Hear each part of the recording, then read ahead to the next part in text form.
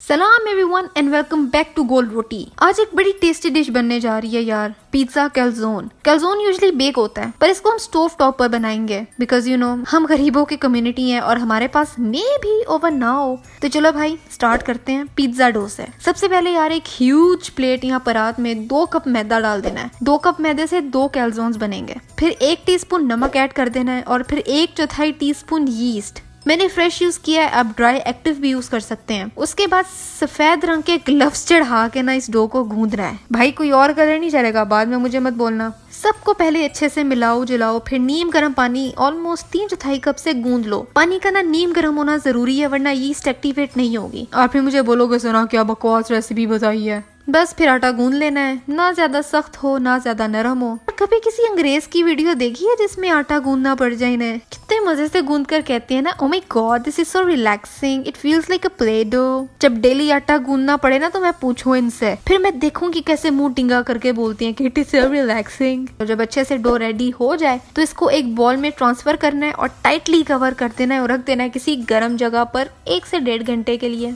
अच्छा जी, अब रेडी करना है सॉस। ये बड़ा अलग सॉस है। पैन में लेने हैं 2 से 3 टेबलस्पून ऑयल, फिर इस पे 2 जवे लहसुन के मैजिकल कटिंग बोर्ड से चॉप करवाने हैं और फिर डाल देने हैं इस तेल में। थोड़ा सा कुक करना है 1-2 मिनट के लिए। एक क्लोजअप लेना है और फिर कटिंग बोर्ड पर एक प्याज रखना है एंड टड़ा खुद से चॉप हो गया। इस प्याज को भी ऐड कर देना है उसमें एंड फिर चिंटू द वुडन स्पून की मदद से इसको लहसुन के साथ मिक्स कर देना है। 1-2 मिनट के लिए इधर उधर करेंगे, इसको जरा सा पकाएंगे। फिर ऐड कर देंगे इसमें नमक आधा टीस्पून ताकि प्याज की ना जरा सी अकड़ खत्म हो जाए जितना ये ढीठ प्याज है। फिर 4 मीडियम टमाटर कटिंग बोर्ड की खिदमत में पेश कर देने हैं और फिर उनको चॉप करवा लेना है। अगर छोटे हैं तो 4, मीडियम है तो 2 टमाटर काफी हैं। फिर इन चॉप टमाटरों को प्याज में ऐड कर देना है और चिंटू की मदद से इसको मिक्स कर देना है। फिर इसमें ऐड कर देनी है काली मिर्च 1 टीस्पून, चीनी 1 टीस्पून, हाँ जी चीनी नहीं, और ये मीठा नहीं होगा। लाल मिर्च 3/4 टीस्पून। हल्का सा चम्मच भी चलाना लाजमी है वरना ऐਵੇਂ ही जलना शुरू हो जाएगा। फिर इसमें जाएगा सोया सॉस 2 टेबलस्पून। बस ये ऐड करके चिंटू द वुडन स्पून ने सारा कुछ अच्छे से मिक्स कर लिया और फिर कवर करके मीडियम आंच पर 5 से 7 मिनट के लिए इसे कुक करना है। और फिर 7 मिनट बाद हमारे ढीठ टमाटर प्याज मुशी हो जाएंगे। फिर चम्मच की मदद से इनको जरा मैश कर लेना है और फिर ऐड कर देना है 1/4 कप केचप। फिर मिक्स करना है सबको। जब अच्छे से सारा कुछ मिक्स हो जाए तो 1 मिनट के लिए इसको थोड़ा सा कुक करेंगे ताकि केचप भी थोड़ा सा गर्म हो जाए और ज़रा मिक्स हो जाए।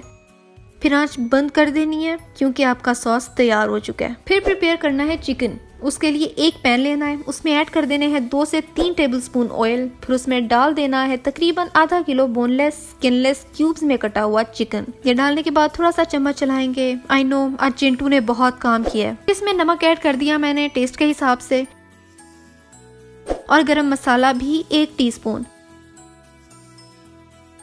यहाँ आकर अब कोई ज्यादा काम नहीं है, बस इसको तब तक कुक करना है जब तक चिकन गल ना जाए।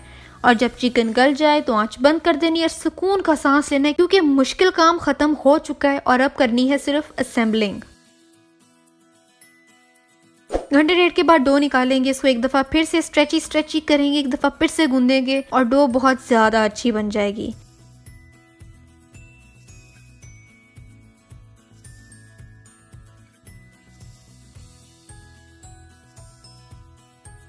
फिर इस डो को 2 हिस्सों में डिवाइड कर देना है और एक को रखवा देना है पड़ोसियों के घर और एक को बेल लेना है। पहले जरा फ्लैट करना है फिर बेलना है।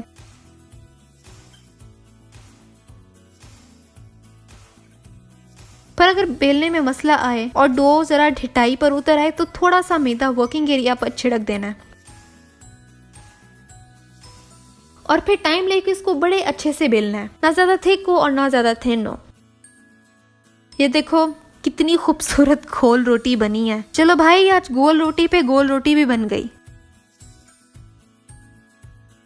जब इस तरह से डो बेली तो फ्रिज से निकालनी है चीज, मोज़रेला चीज एज रिक्वायर्ड, जितनी जरूरत हो।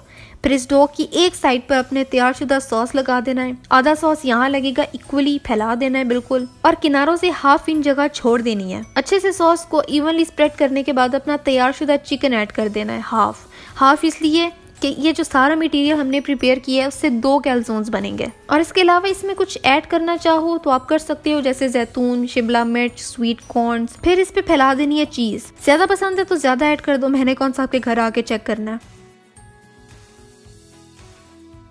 उसके बाद जो हाफ इंच जगह छोड़ी थी ना, उस पर थोड़ा थोड़ा पानी लगा देना है, कुछ इस तरह से। जब पानी से कवर हो जाए तो दूसरे हाफ से बाकी हाफ को कवर कर देना है, कुछ इस तरह से। और फिर छुरी से इसके सेंटर पे 3 कट्स लगा देने हैं।